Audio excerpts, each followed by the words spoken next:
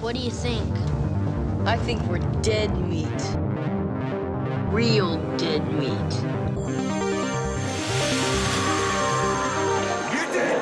Go ahead and laugh, you guys. If I ever find a little bastards that did this, they're dead meat.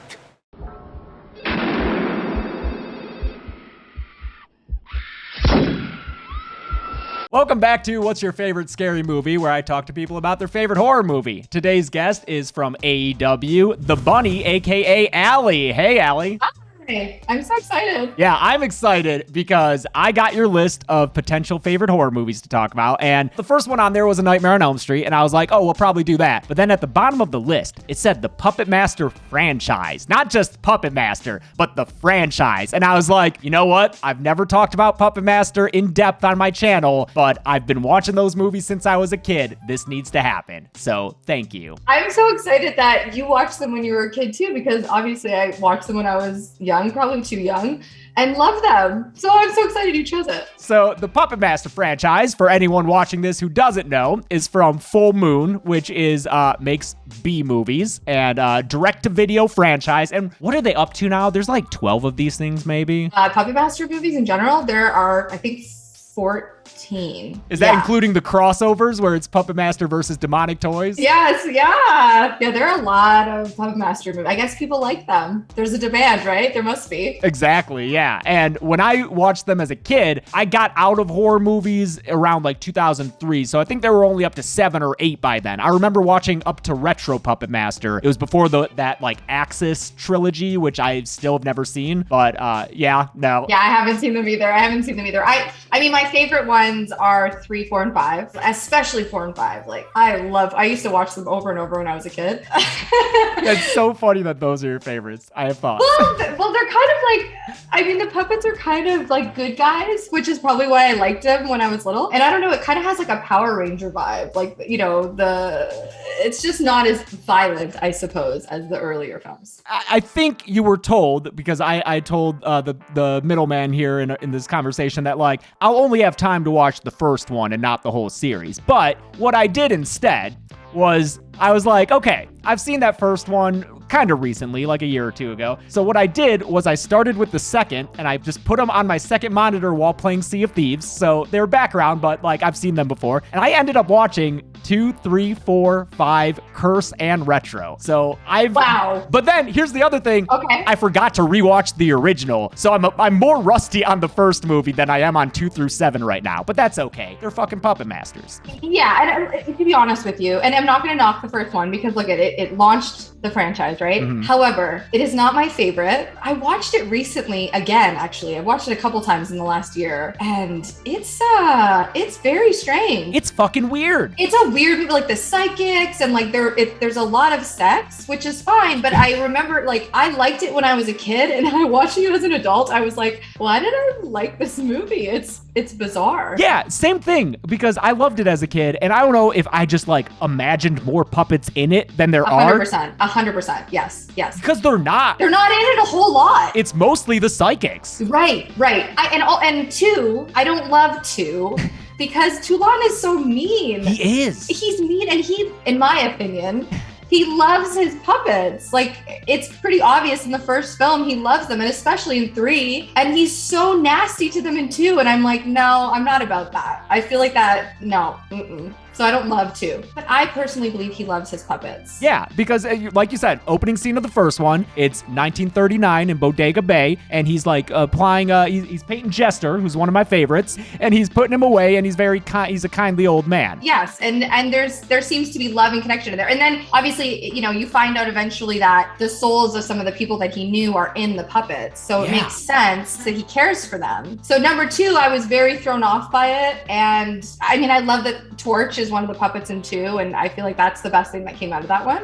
Torch fucking kills a kid. Oh, I know. He lights a kid on fire. It's like, holy shit. He's probably the most aggressive, I would say, out of all the puppets, right? Like he's intense. Yeah. But he's very cool. Yeah, but it is such an interesting franchise because you're right. The first one and the second one, to an extent, are so weird and not really what you think of when you think of Puppet Master. If you've seen a bunch of these movies, you're probably thinking of the later ones where the puppets are running around doing puppet things, as opposed to the first one where it's a very slow movie. I agree. How did we like this as kids when it's just these middle-aged psychics in an abandoned hotel? Like, what the fuck? Yeah, I honestly, I think we just like the puppets. The puppets are cool. Like Blade is awesome. Like you see Blade and it's like, oh my God, he's so cool. And Tunnler was my favorite when I was a kid. My favorite too, yeah. I was gonna ask, that was my next question, was like, who's your favorite puppet? Yeah, I like definitely Tunnler. As a kid, it was Tunnler. Now I like Blade a little bit more. I think he's pretty cool. His aesthetic is pretty cool, yeah. Oh my God, can we for a second, and number one, talk about Leech Woman? Yeah. I mean, that when she gets on the bed in one of the scenes and the guy is tied up and they were doing some,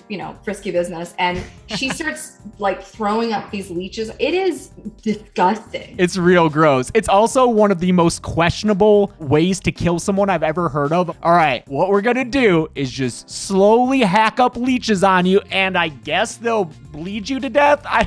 They're very aggressive leeches. They're very large. I feel like whoever came up with that really just wanted to do that effect because it is very cool. Like it is, I love it. I think that's the best part of the Puppet Master movies is the effects and the stop motion and the actual puppets themselves. The way that they're, that they actually mechanically work and things like that, and all the people behind the scenes making them work. And obviously you don't appreciate that as a kid, but now rewatching them, I feel like they've retconned the story a little bit, especially there's a timeline change from 1 to 3. Yep. Yeah, because in that first scene in the first one, it says 1939 and he kills himself. And then in part 3, which is one of your favorites, takes place during World War II, and he's running from the Nazis in, I think, 41 maybe. Yeah, the franchise, it's not very accurate in its continuity, but I was surprised by how much it tries to be continuous. Like, they're not ignoring the previous films, they're acknowledging them, just doing it poorly sometimes. I agree. And I think having a prequel like part 3 really helped the franchise. I think it helped you understand where everybody was coming from, where the puppets came from, and obviously what Toulon's goal was and what he was doing. Like, I think it definitely helped everything else, even if it wasn't perfectly the right year. Yeah, 3 is such a tonal shift too, because those first 2, very strange, very supernatural, and then 3 is like a war movie. Like, there's a lot of stuff with Nazis and hiding from them, and the puppets are made good guys because Toulon is running from Nazis, and like they're kind of neutral in the first 2, but in the third and, like you said, the fourth and fifth, they're definitely more on the protagonist side, which is understandable why you would be drawn towards those. Yeah, especially as a kid, obviously. Like, I'm like 4 and 5 are, I don't know, they're like, they're like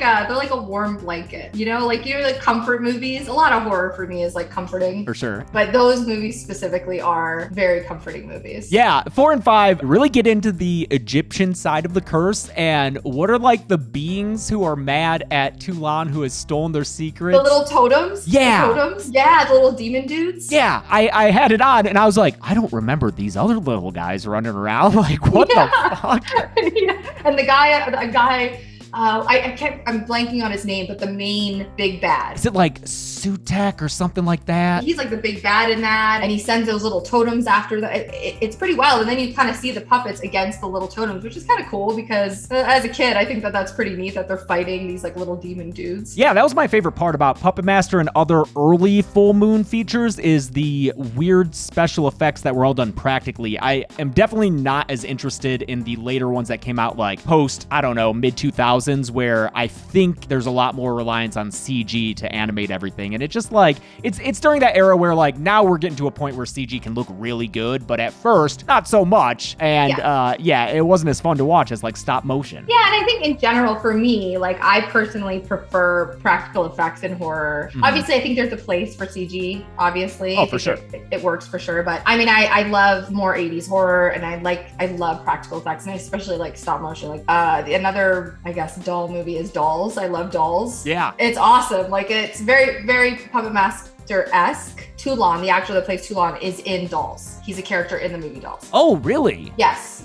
Oh, nice. I only saw Dolls recently, and I had it on while working out, so it was kind of like another background movie. It's so fun. It's another like fun, it's not overly scary, but it's a good one for sure. Yeah, and that's also by Charles Band. That might have been right before Full Moon when he was still Empire Films. And those are another like set of movies I really like. Reanimator is one of my all-time favorites. Such a good movie. Oh, it's so great. Yeah. Yeah, and the composer for that was the same composer for Puppet Master, Richard Band, Charles's brother. You can kind of hear some of the Reanimator theme make its way into the Puppet Master music, but that Puppet Master theme, they play it nonstop, but I never get sick of it. I love it. I love it. I want the vinyl so bad. Oh. I really want the vinyl. I've slowly been collecting horror vinyls. I just found Alien, like the original Alien soundtrack on vinyl at like a thrift store somewhere. And I really want to get the Puppet Master because it's so great. It's such a great soundtrack. Like it's that specific song. Yeah. That is like the theme. classic Puppet Master theme. Love it.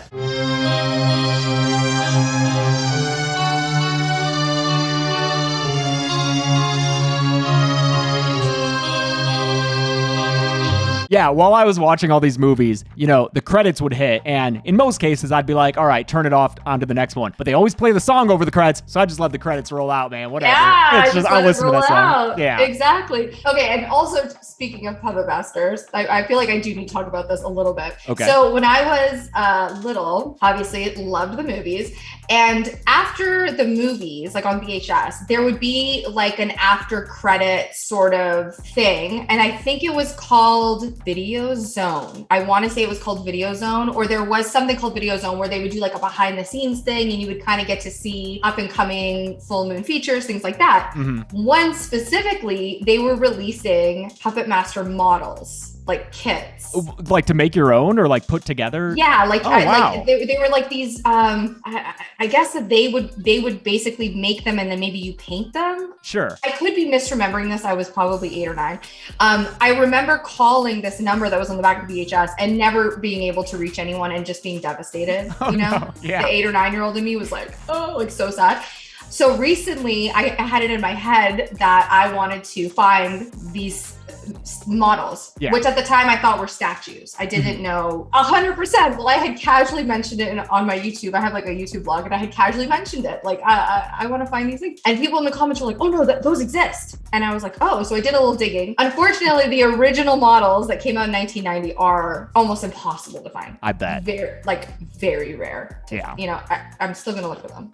Just in case. But I did find that they came out with statues of our main puppets back in, I think, 2005, 2006. They did a limited run of them, limited quantity. And I ended up digging and searching and I found all 4 of them. Nice. And I was so excited. It was like a huge moment to collect all 4 of them. So you said there's 4 of them. Let me guess. Yeah. Blade, obviously. Yeah. I know that you said no Leech Woman. She always gets neglected. Pinhead, probably. Yep. Tunneler. Yep. And then the 4th one, I'm guessing, is Jester. Oh. No, Jester always was kind of like a B tier, like a mid-carder. I do love Jester. I love because he seemed like the nicest, Yeah, and very emotional. Mm-hmm. He's an emotional guy. Then maybe Torch. No. Oh God, is this 6-shooter? Yeah. Man, Shooter. I'm gonna be real. I hate 6-shooter because the noises he makes are so fucking annoying. He's like, hey. He's very creepy. He's creepy. Yeah. But look how cute he is. He's kind of cute, I guess. He's adorable. Look at you, got him right there. How could you hate him? He's also way too big compared to why did they make him so big? Large. Yeah, he's large. He's large. But yeah, I'm like sitting there with the movies on in the background and I'm just playing games. I'm like, what is that fucking noise? And I look over and 6-shooter's just like,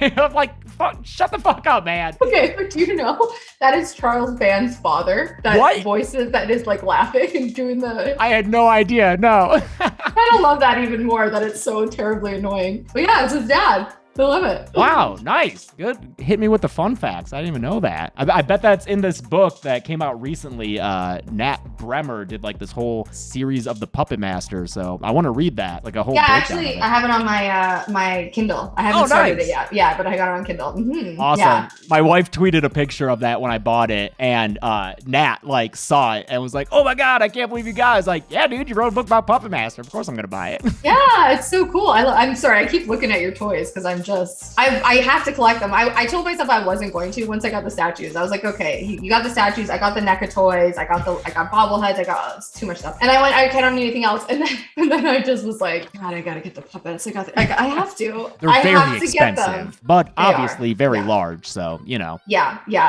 It is an expensive hobby. It is. I too started with the bobbleheads of I think Blade and Torch. Yes. I think Blade fell down and got or one of them fell and got broken. I think Torch, unfortunately. And so I was like, well, I guess I'll just get the big puppets. Might as well just buy all of them. Yeah, right. I mean, for me, it's a fucking business write-off because it's like, you know, they'll be in video, so whatever. Yeah. That helps justify it. Yeah, right. Exactly. It's great. Do you have that Blu-ray set that comes in the Toulon like puppet case? I keep putting it in and out of my cart. I keep putting it in and out of my cart, and I keep trying to justify why I deserve to buy it. Like, I know that sounds terrible, but I'm like, I'll put it in the cart and I'll be like, okay, we're gonna get it. And then I'll be like, God, that's a lot of money for a bunch of DVDs. You know what I mean? But it is really cool. Like, I love that it's in the case. Like, and actually, I forget who I was talking to, but I wish they had like an actual, like the full-size trunk. Yeah, wouldn't that be so cool? That'd be nuts. That'd be very expensive. Yeah, but amazing, especially if you had the puppets to go in it. Oh yeah. If I could like store these guys in there, I'd be set, man. Oh, that would be so cool. And you could do a whole video on it, which means it would be a write-off. Exactly. Exactly. Am I convincing myself? I think so. Hey, you know what? You know what the justification is? You only live once, Allie. That's right. It's your money to spend on it. Right. Yeah, right, I have mine on my bookshelf, and it like opens up, and it's got the two little windows. And in one, I have a Blade figure, and in the other, I've kept since it happened. When my channel hit 1 million subscribers, we popped champagne, and the cork, I like wrote the date on it, and that sits in the Andre Toulon case. That's awesome. Well, now you know what? I'm gonna have to buy it. I think you've convinced me. Do I get a commission, Full Moon? Yeah, right. Come on, Charlie.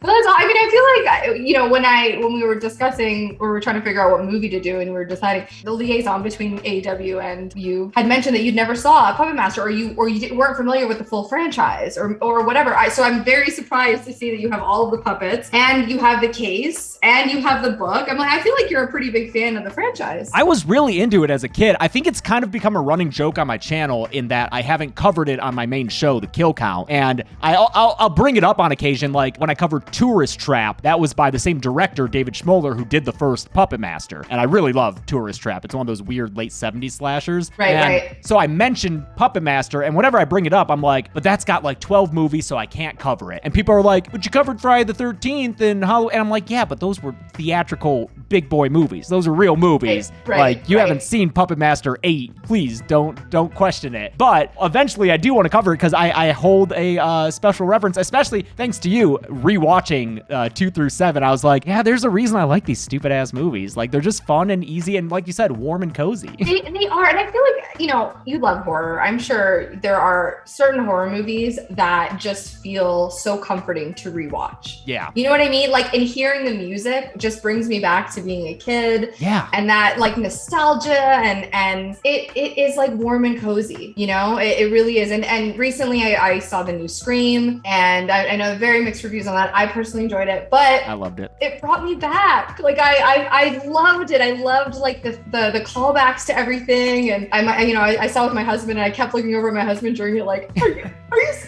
do you know what that's from? You know what I mean? I was so excited because it really brought me back to being a kid. Yeah, Scream is like the ultimate cozy nostalgia for me because it's the movie that got me into horror movies, the original. And I do think that this requel, as they say, does a great job of finding that tone and just like really feeling like that first one. Yeah, the tone. Yeah, 100%. And so, yeah, I feel like, you know, Puppet Master has that quality of just feeling like when you're not feeling good, or you're sick, or you're down in the dumps, like, you know, throwing on Puppet Master. Well, the third or fourth or fifth, not maybe not the first one, but The thing about the fourth and fifth one that I found really interesting while watching is that they're like immediate back to back. Like the fifth one starts right where the fourth one left off with the same cast, which is very unusual for a fourth and fifth movie in a franchise. dude, I'm not gonna lie to you, that blew my mind. Like as an adult rewatching it, Yeah. I remember at the end of 4, because I rewatched them recently. At the end of 4, I went, oh man, they're setting it up for this kid. This is great, but it's not gonna go anywhere because it's definitely there's gonna be another one that's gonna have nothing to do. You know what I mean? That's just what I assumed. Yeah. And then I go into the next one and I'm like, oh, wait a second, we're picking up right where we left off. Like, and I thought it told a great story. Yeah, it was fun. Especially that guy was in Friday the 13th Part 8 as like, he's just a random guy who, I don't know how familiar you are with Jason Takes Manhattan. Oh, yes. Oh my God, I was just talking about it with somebody yesterday. Oh yeah, he had a bigger role that got cut down in the final edit, but he's like the main guy's friend, and he gets thrown off the top of the weather vane and gets like impaled on his side. That's the guy from Puppet Master 4 and 5. Oh my God, I had no idea. Yeah, because he popped up and I was like, this guy looks familiar because he's kind of got like a Paul brother look. He's very blonde and like just like bright eyes, and I was like, Right. why does he look so familiar? Yeah, it's the guy from friggin' Jason Takes Manhattan. Wow. Oh my God, I had no idea. Yeah. I mean, can you imagine being a puppet master? Like, I would drop everything. I'd be like, oh yeah, sign me up. No problem. What do you need me to do? How am I dying? Yeah. Who's killing me? I mean, that's the thing. You want to get killed. Oh, you have to. Yeah. You have to. I mean, then what's the point? You don't want to be a final girl in a Puppet Master movie. Like, you want to die a cool way. For sure. It'd be awesome. Would you get leeches put on you if they were like, all right, you're going to be Leech Woman's kill, and because it's 2022, we're going to use real leeches? Would you do it to be in a Puppet Master? As long as they were treating the leeches well and they Okay. were like well cared for, and I knew that they were going to be okay at the end of it, then yes, I would do it. I was going to say, you're sitting here cringing over leeches. I have seen some of the matches you've been in, Allie. You have been covered in blood. You have just put your body through so much more than a leech getting put on it in a controlled film set. I worry more about the leech than I do about myself. I don't Okay. want anything to happen to it. No, you that's know? fair. That's fair. Especially like animals or bugs in movies. And speaking of animals and bugs, so I do have something to say. People that argue that the puppets are not scary, sorry, we're circling back here, but I feel like this is an important point. Please. The people that say that the puppets aren't scary or that it's silly or like doll movies are silly because I would just kick it. I would just do this. Okay, so let me ask you something. If a big fat spider the size of like a bird came strolling into your house, you're telling me that you would just so casually just kick it? No, you would run. You would run for the hills. There's no way that you wouldn't be scared. And that's what I compare being afraid of the puppets. It would be so shocking that I don't think that you would be like, oh, I'm just gonna fight this thing. You'd be like, oh, what the? Like, you know what I mean? I think that is one of the most convincing arguments I've heard against that point. Because I'll admit, watching some of these movies, there were times where I'm like, just fucking pick it up and throw it. It's a puppet. These moments, ah! Yeah. Ah! Like, girl, get up! Come on! She's like looking under the bed for a full 5 minutes as Tunneler's running at her face. Like, Yeah. his little tiny feet. Epic kill, though. Epic kill. Yeah, it's so good. You'd be in shock. You would be like, That's fair. what's coming at me? Oh my God, why does he have giant hands and a tiny head? Oh, he's freakishly strong. I know, those big old man hands on Pinhead. I love that aspect of it. It's so creepy. Oh, he's great. Those are like that. Those were someone's actual hands in that. That's crazy. Like, that's insane to me. I said this earlier, but the puppeteers that were actually working the puppets, I mean, that is incredible to me. And the actors that were working alongside them, and especially the actor that played Toulon, who has to have this emotional connection with puppets and act alongside them. I saw like an interview with him where they asked him like, how is it working with puppets? And he so thoughtfully was like, well, it's my scene partner. Like, I'm there, you know, it's like I'm acting with them. They're a person in a way, you know? And I just thought that was so like thoughtful and like, yeah, it makes sense. Like, it's tricky.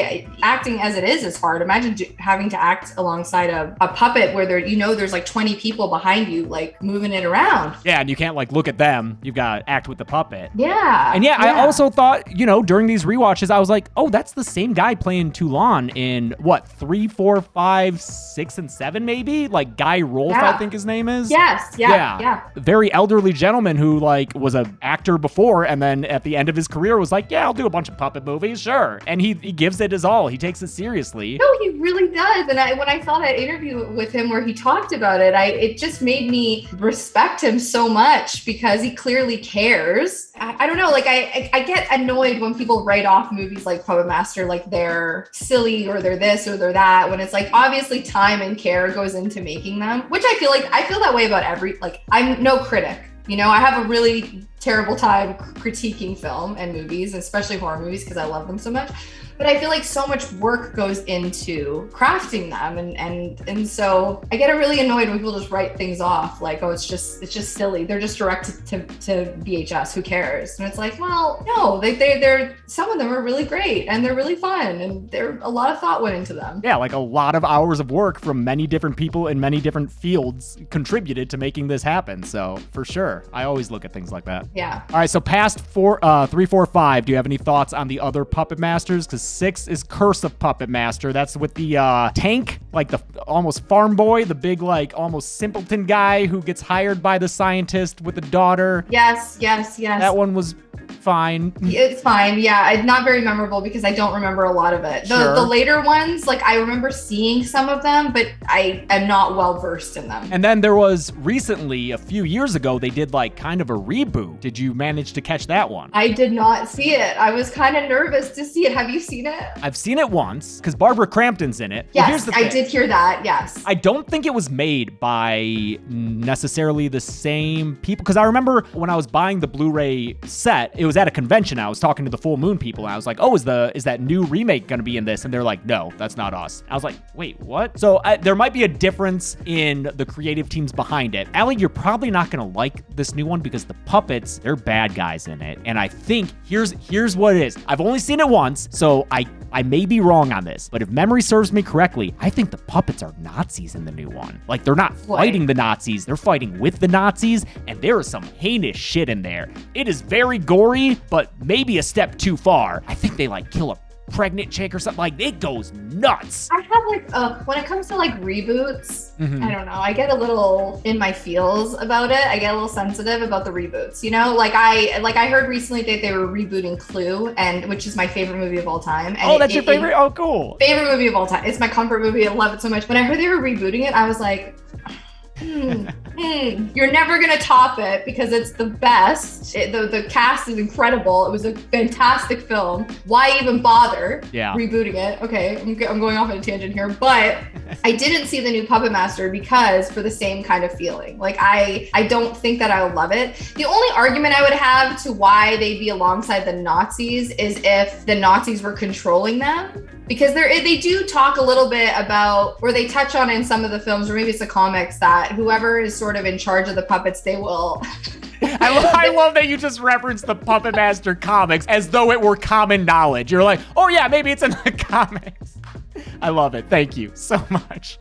They touch on like that whoever is sort of in control of them, because in the first one, Neil, our heel, our reanimated jerk, Neil, he's controlling them, and that's why they're assholes in it. But then at the end, when Neil is like, I don't need you guys, and he like throws Tunnler, he throws one of them. It's Jester, the most defenseless of them all, right? All he can do is spin his face around like he's the mayor in Nightmare Before Christmas. He's just feeling all the feels, you know, trying to warn everybody. Then they obviously turn on Neil. So I guess the argument would be that maybe the Nazis, and wasn't Toulon trying to avoid the Nazis. He didn't want the Nazis to get the stuff to then use it against, well, they're Nazis, so they're gonna do awful things with it. So I guess maybe that's what happened. But I never saw it, so I could just be speaking out of my ass here. I don't know. I mean, I was similarly, because I've only seen the once and I can't really remember it. But I'll have to do a rewatch, and eventually I'll have to watch the Axis of Blank trilogy of Puppet Masters just to see what they're like. I've heard they're not good. Are they in that box set that you have? They are. Those 3 are. So okay. I'm looking at them right now, the still saran wrapped Blu-rays that I've never opened or watched. But one day I'll get to them.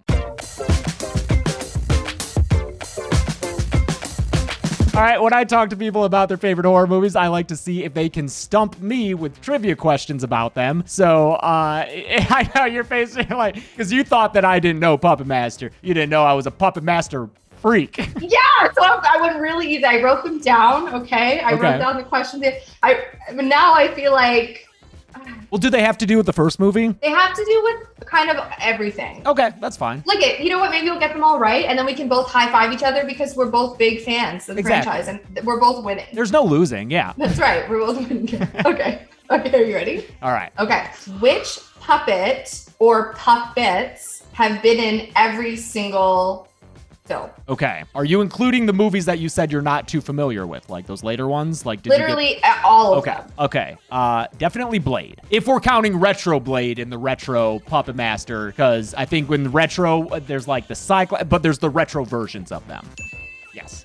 Okay. Blade. Yes, Blade is correct. Blade. Damn, you're not even telling me the number of puppets that I have to answer. It's an open-ended question. Damn. To be honest with you, yeah, I'm just gonna put this out there. I could be wrong. Okay. But I'm pretty sure I'm right. I'm pretty sure. And if anyone listening, watch, you're probably gonna get people in the comments being like, no, actually, yeah. And I'll be like, you're right. But there's one more. Okay. There's one more puppet that I'm 85% sure is in all of them. My guess would be Pinhead.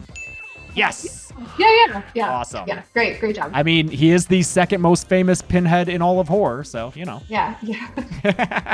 Why would they name a character Pinhead after Hellraiser? I don't know. I guess it was just 1 year after. Maybe they didn't know. Yeah, maybe they didn't know. And he does have a really tiny head. I mean, I think it makes sense for him. Look at him. Look at these big old hands and this tiny head. I like your little statues that you got. Those are cool. I love them. Yeah. Okay. All right. Next question. Oh, okay. Which of the puppets have the souls of Toulon's friends? Or, yeah, let's just say friends. We'll say friends. I think you were alluding to how Leech Woman has Elsa, his love of his life, and his, yeah, okay. Which was a question that I'm no longer going to be asking you. So, which of the puppets have the souls of his friends or people that he knows? Okay. Blade, I think he mentions as, like, having a friend name. I think Tunneler. Okay. Pinhead, pretty sure. Okay. And, maybe not Jester? Yeah. And, there's Anticipation. I know, I'm like, do you know? I'm so excited. Isn't Toulon himself in Six Shooter? Or no? No, that doesn't make sense because he made Six Shooter. I don't know. Those are my answers. What I miss? Okay, you're so close. So I thought you were gonna say because Toulon he's not a puppet, but he's like in Omega. 4 and 5. What is his name in 4 and 5? The dude that, and he kind of, his head shows up and he's a puppet and his head shows up. Yeah, his head, it's a very strange effect that they do multiple times, and I'm like, I guess they thought it looked good. His like head forms into the weird puppet thing. I forget what the name is. I can't remember, but Six Shooter actually has the soul of one of his friends. So you were so close. You were like, you almost conjoined them together. Yeah. Okay. So all right. So I feel like I did stump you on that one. Okay. All right. Okay. All right.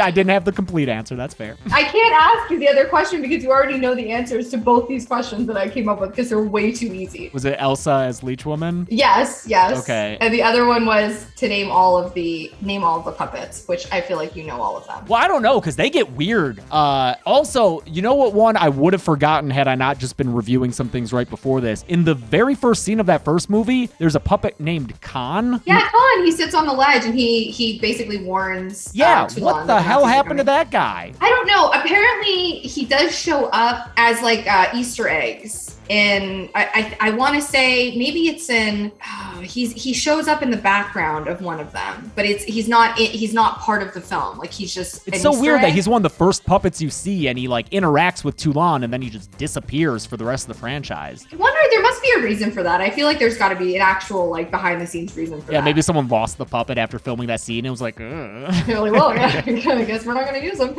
And I want to say he's in the comics or he's referenced. I'm sure he is. Yeah. Those comics they can do anything. I didn't include him in the main puppets when I was thinking. Did you include Cyclops? Because he's in like retro Puppet Master, I think, hanging out. Yeah, but I feel like he's not considered our main. No. Like I was thinking our main lineup of puppets, but you clearly have them all. I got him. So I'll give myself that point. Yeah. okay, so I only stumped you on one of them. Okay, that's fine. You're like, how do you know everything? God. I'm Well, like, it is my job, so. I was going to write, like I was thinking, like I was like, oh, I'm gonna write some really hard questions, and I'm gonna. That's what you get for taking it easy on me. I guess I was trying to be nice, You should have underestimated me.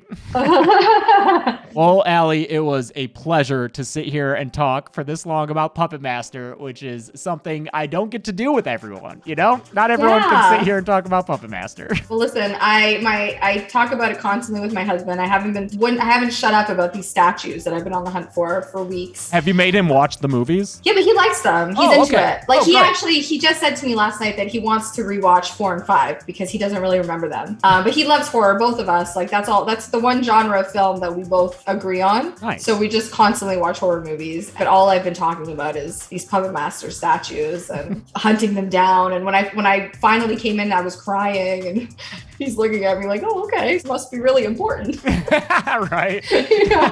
But I can talk horror all day long. It's next to wrestling. I think it's my favorite thing. Those fans have a lot of overlap, I have learned. They do. And I'm so excited because the more that I talk about my obsession with it, the more I see people are connecting with that. And they're like, oh, we love it too. What movies do you like? And the horror fan base is like wrestling. It's the best fan base. I love it. Everybody's like just supportive and encouraging. And there's not gatekeeping. Like it's very like, oh, I like this. Oh, you like this. I don't know. It's such a great community. Love it. That's been my experience as well. All right. Well, thank you so much again for the conversation. It was a pleasure. And we'll probably talk another time about other horror movies because clearly you know your shit. And I appreciate that. Yeah, I would love it. Yay. It'd be awesome. Thanks for having me. This was great. Thanks, Allie.